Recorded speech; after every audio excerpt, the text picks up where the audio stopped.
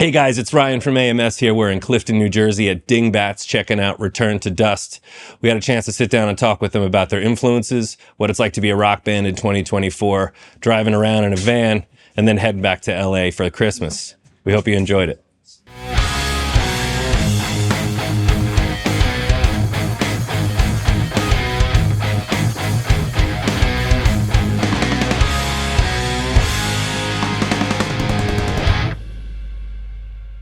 Ready when you guys are? Yeah, we're all set. All right, we're here with Return to Dust, which is the first question, by the way. I assume it's somewhat biblical.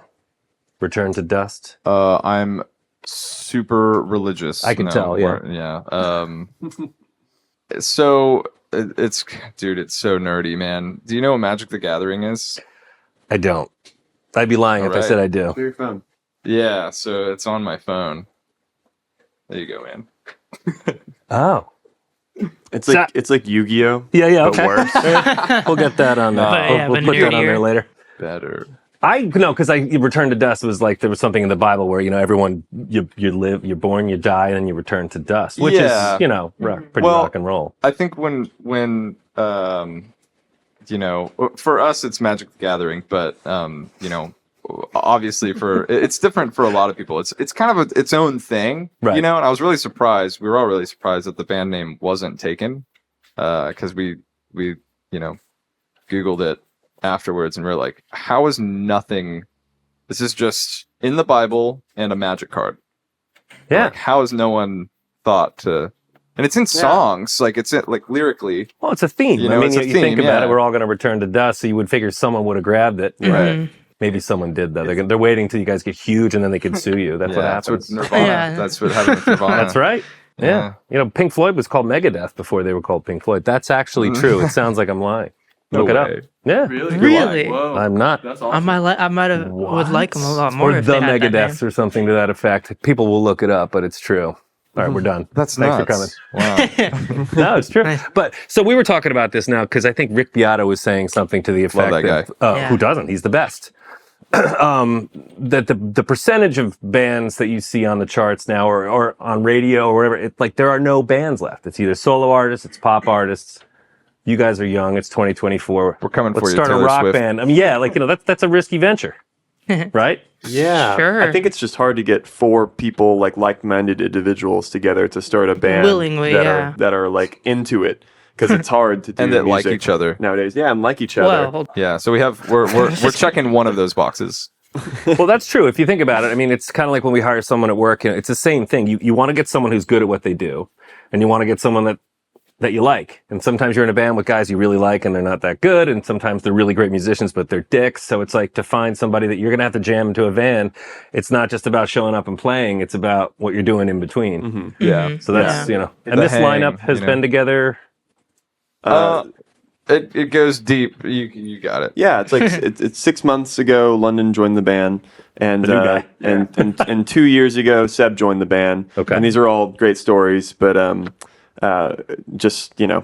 we lived like a couple houses down from Sebastian, and he was on a walk with his mom, and he found us, and it was jamming in the awesome. garage. But Graham and I grew up together.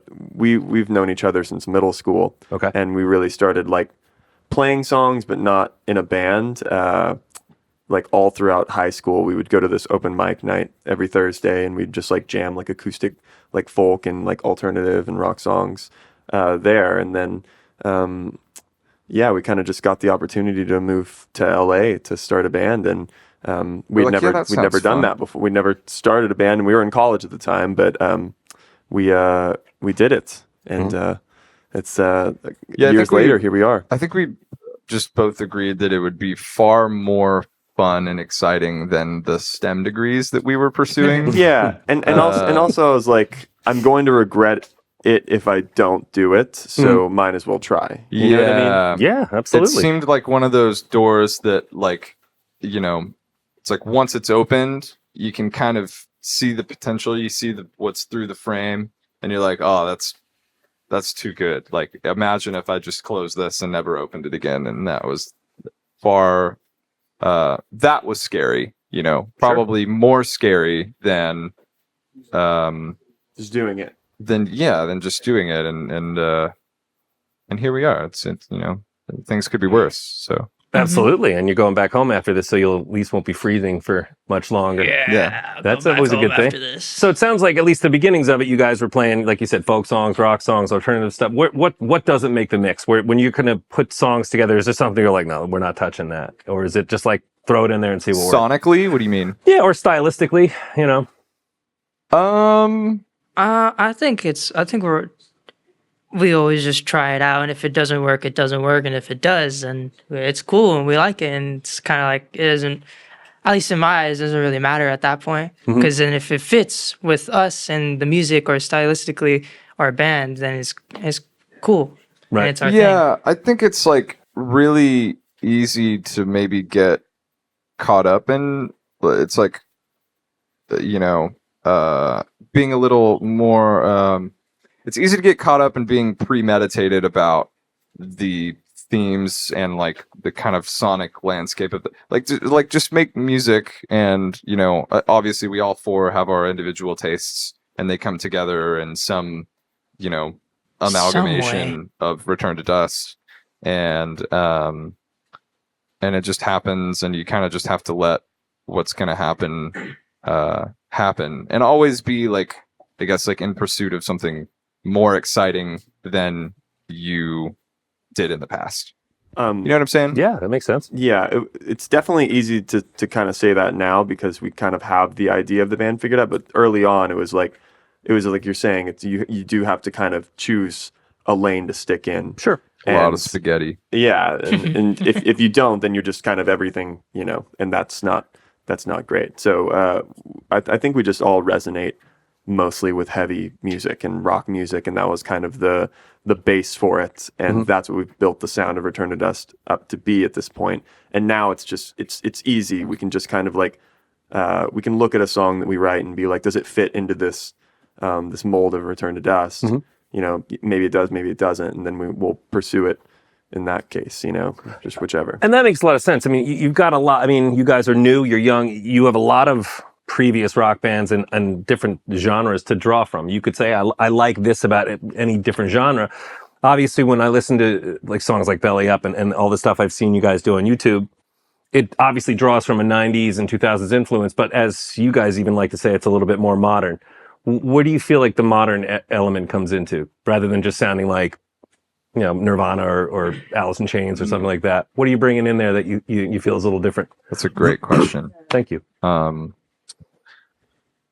don't know. We could go down the line and talk about what we're into. So Yeah, I don't even really know. I listen to like all different types of music, from Metallica to like, I was just listening to just a lot of rap music right now, Kendrick and Absol and all that. So I don't know. I'm Outkast, so Outkast Michael and all that. So I guess Jackson, I'm somewhat in the JT. yeah I mean, I think that like You love your R&B. yeah. Yeah. I think that like the modern aspect is like obviously in the production, like it sounds super slick and super like polished, and that's like, you know, obviously there's a lot of great albums back in the day that didn't sound too great, but were great songs. And I think another thing is like emphasis on the songwriting, like making them like, because obviously the 90s is a great place to look to for like some timeless music that like we still talk about today, like is still influential today.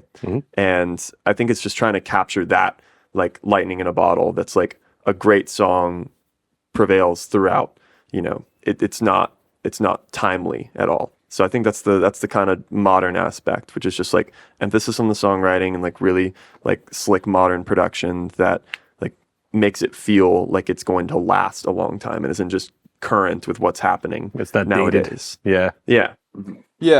Yeah. Like something that's right, that's not current, and also not like overemphasizing the nostalgia factor, because, you know, I think the last thing that we want is to be kind of like lumped into some sort of like revival of a genre that, or a movement that was like in the past. I don't think that's really what we're trying to do at all. I think we are obviously like very into that stuff, but we want to like continue to move forward and write good songs and make them make sense like in the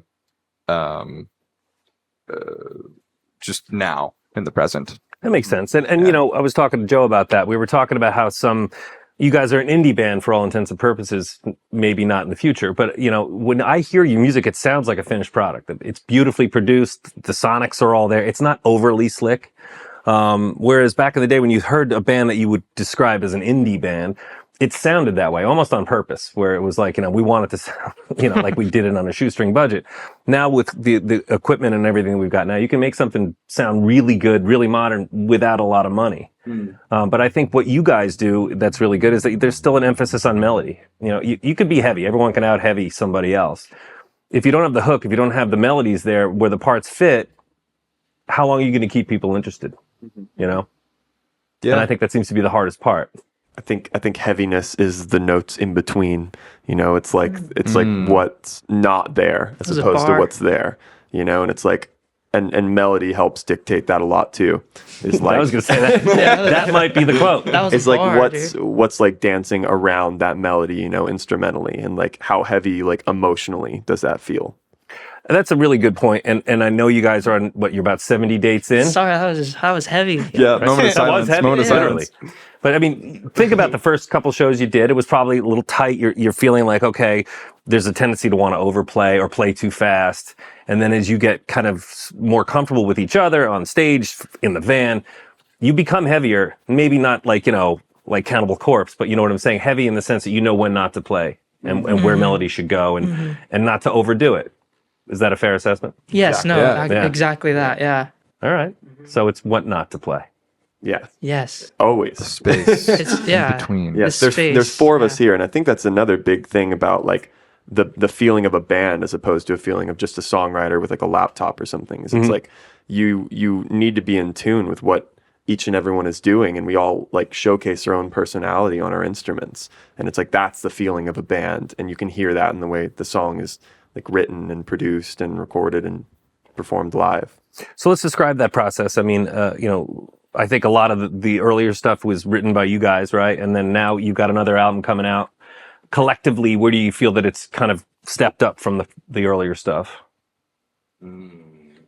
I think that, working on new songs, now we have like the idea of what a live show feels like, and we can kind of feed into that. Not saying that we play, make a song just for fans, but a song that we can like have a crowd interaction or something, or just even like if we're writing a song, like the way it will feel on a stage, like that's a different feeling than what before we toured. Yeah, I mean it's like just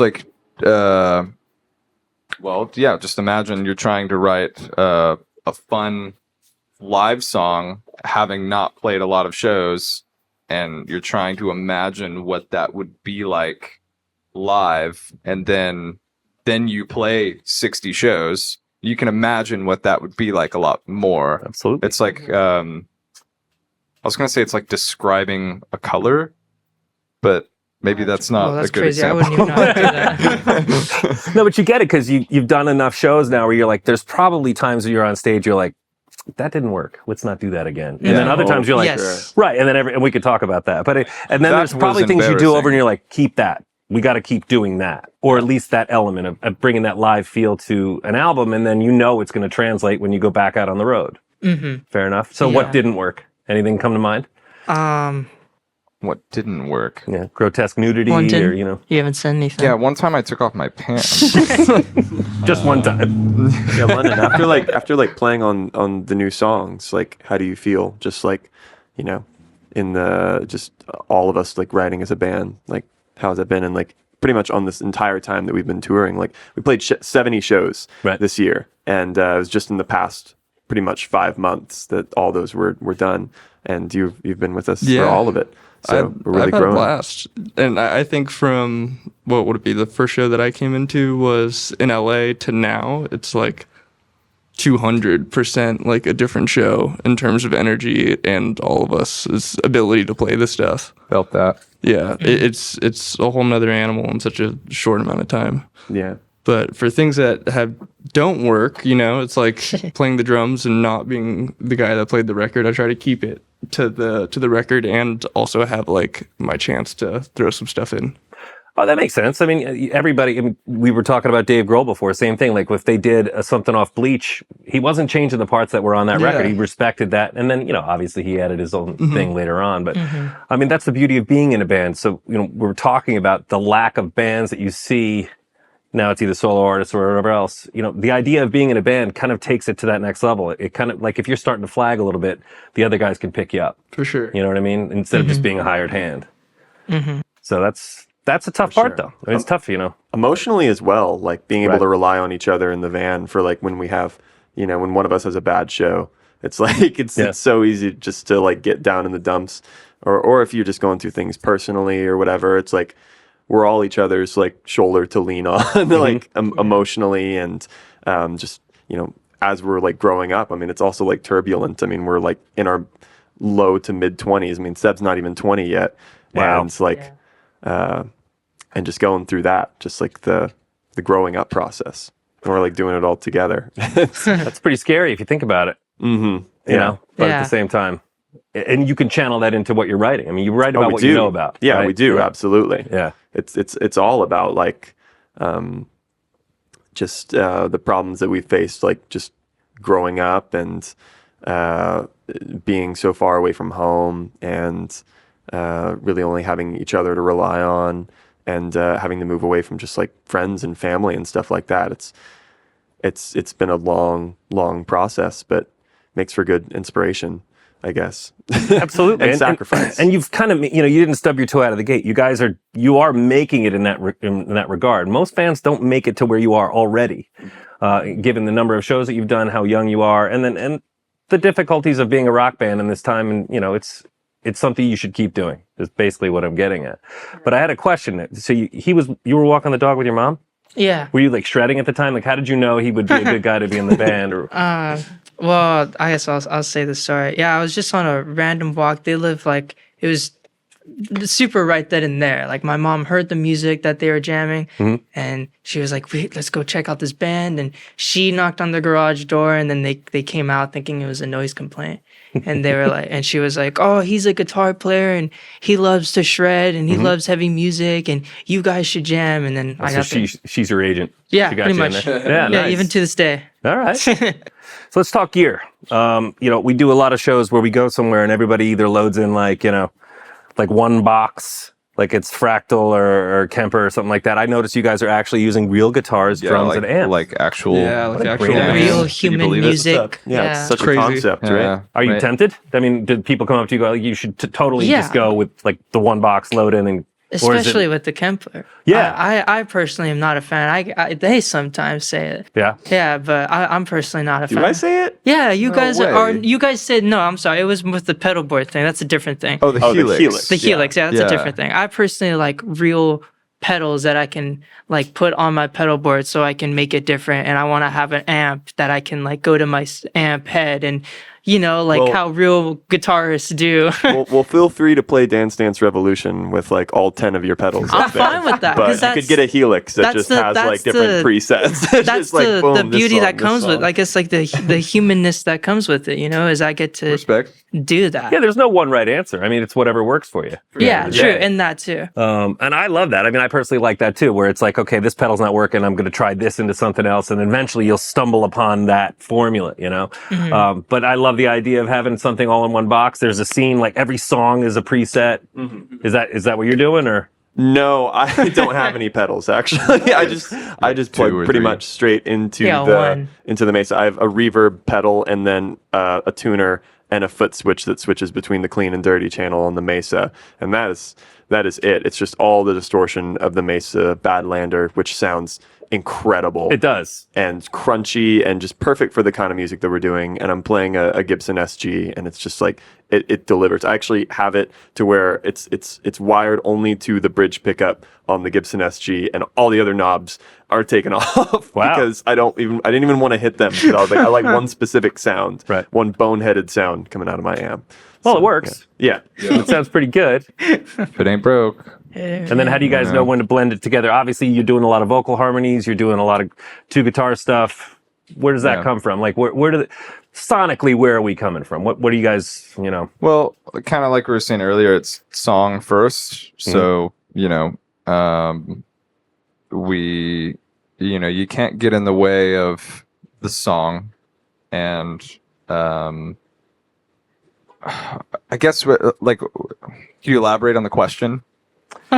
Well, I mean, again, we could touch on a lot of different bands that you hear those influences in there, but I think personally, I think you're picking good parts of a lot of different bands and incorporating it into something that you do, which is what every rock band does. The Stones are ripping off the blues guys. People before that are ripping off the Stones. Everyone's going to rip off somebody to some degree. It's about how do you do that in the right recipe and make it part of what you guys are sonically doing.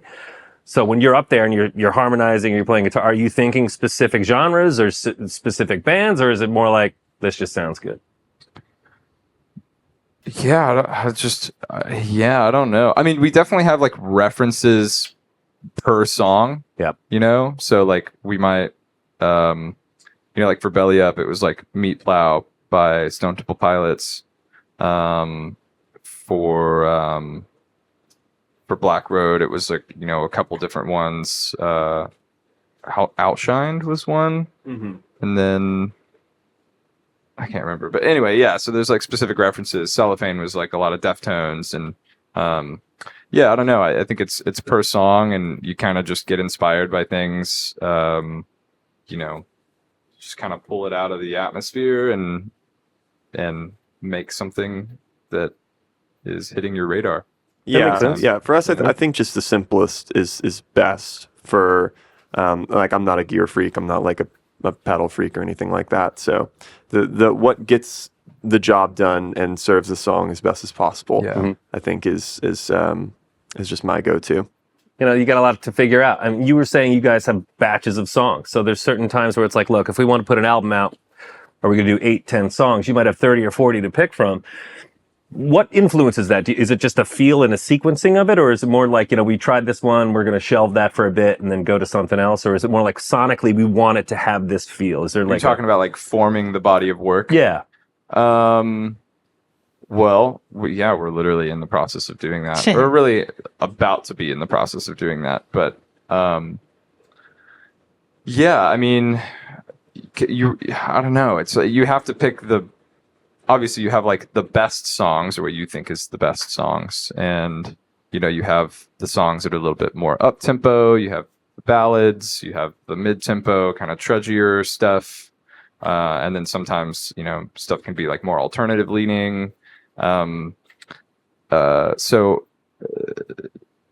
it's this dance that you have to do to make like a balanced record. You don't want like all 160 BPM, like just, funky tunes. Like you want some peaks and valleys. It's what you want. Unless you do. Yeah. Yeah. I guess there's a lot of factors that go into it, right? I mean, it's like, where do we want to... Some ebb and flow, Yeah, right. Dynamics. Peaks and valleys. Something that serves the body of work as much as possible. And, some people, like, they do it in a story form. Some songs are, like, all over the place because that's what serves the story in the album. But I guess with us, I like to picture it as, like, personally, like you go to a concert, or like one of our concerts, we have like a certain flow and a vibe to like the building concert. A set, yeah, it's like building list. A set type of thing. For sure. With the best songs that fit that certain vibe of the set that we're in. Like the first, I think you want to hit them as hard as possible. Sure. It's the start of the set. You want to really push. And then you get like halfway through. It's like whatever song that we have that fits. Maybe we're cooling down the people. Whatever song that fits right there is like perfect. So I guess at least I personally see it like a set. I don't know. Yeah, so I guess because you asked earlier, you were like, how much do you think about like the live show when writing or something like that? And so maybe that, we definitely do think about like, what would this sound like live? Like, what would you? Because, I mean, you got to see it live, right? Like, got to see there's nothing like seeing like your favorite record live, and then every time you listen to the record you think of the live show, and it's just like it adds a different flavor to it. You can different listen, context. Different context, a different feeling. Even when you listen to the song again, you're like, oh man, when they did that one thing at that one part at that one time, that was awesome. Well, and that's true. I mean, you guys, because you're playing with a lot of different bands too. You did, Seven Dust and Chevelle and things like that. You probably have different things you can draw on when you're going out with different bands as well. There's a different feel and different energy to that. Yeah. Like in some rooms you might want to, just like you said, you want to kill right out of the gate. And other times you might want to build, and come out a little slow and heavy. But knowing you can do that, you got to read the room. Yeah, no, that's Yeah. actually that's a funny thing you say that, because I learned that on the Seven Dust tour, especially because I feel like our set with Chevelle was not like a basic set that we had, but like one that we were doing pretty often, and it was like something that fit with Chevelle. And then we went to Seven Dust, and the crowd was just like, they just want to rip people's faces off there, and it's like, all right, we need to heavy up our set a little. That's a little nerve-wracking, isn't it? Yeah. It's just a different crowd, and you gotta play to it. I mean, it's Yeah. what we do as entertainers and as musicians is like we have to, play to the audience. And they definitely wanted like heavier music, and we felt that like after the first show, and we were like, okay, we got to throw in a couple more like heaters, like up-tempo stuff. Right. Especially because we have such a short amount of time on those tours. It's like you got to get in and get out, like let people know who you are, and then Yeah. get off stage like as fast as possible. Well, and you're aware of that. You play to that room. You're like, oh, we're going to hit that energy, and that makes sense. So 70 shows in, you got one more show tonight, and then it's home for Christmas. Yup. And so much like you were saying before, it's knowing what not to play. So let's say now you're used to boom, boom, boom, playing every day. You're going to have a couple weeks off, and then you're going to come back to the band. What do you think it's going to be like? You think you're going to feel like you just came off the road, or is it a totally different vibe? I think we need just a little bit of time to like absorb everything that just happened is always great. And then I mean, just we're hitting the studio in January and February. We just love to stay busy. Like it's an always like I just feel like my life isn't complete if I'm not like documenting in like songs or shows or anything like every single day of my life on this in this band. It's like literally it's become who we are. So it's like the holidays are going to be really fun to absorb a lot of this inspiration on the road, but I'm so excited to get in next year, and we have festivals next year that we're playing, and just all the stuff on the horizon that I'm looking forward to. It's gonna be so cool. Sky's the limit. Yeah. Exactly. That's awesome. So keep going. You just keep hammering it out and see where it goes. I mean, that's pretty cool. Yeah. Thank you. Thank you for your time. Thank you. Yeah, man. Of course. Appreciate it. Kill it Thank you. tonight. Thank you. Thank you. We'd like to thank our friends again from Return to Dust for sitting down with us today. If you'd like to check out any of the gear that we discussed, be sure to check us out at americanmusical.com. And for more content like this, be sure to like and subscribe.